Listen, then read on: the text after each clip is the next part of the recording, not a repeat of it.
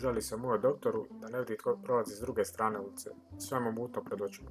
Kaže doktor poslije napravljenih analiza. Dragi Mujo, loši su ti rezultati. Šećer, krvna slika, ništa ne valja.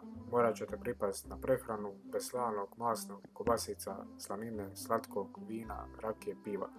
Razmisli Mujo pa kaže. Kad malo bolje razmislim, doktore moj, zaboli mene ona stvar tko prolazi s druge strane ulice.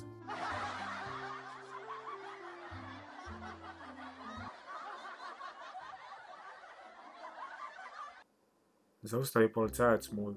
Gospodine, morat ću vas isključiti iz prometa, kaže na to Mujo. Nemoj svegati, ja da sam se uključio.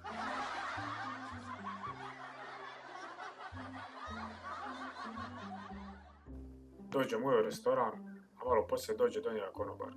Oprostite, ovo je švedski stol. Nema problema, dignut ću se kad Šveđani dođu.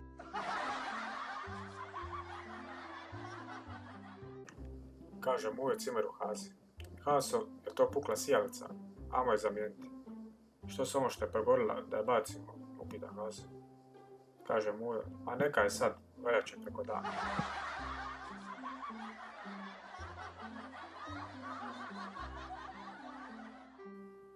Kaže Mujo Fati, razbio sam ulovnik.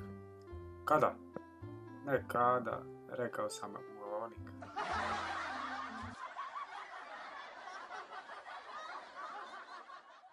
Kaže mali Mujo malom Hasi, moj tata je bolji od tvog tate.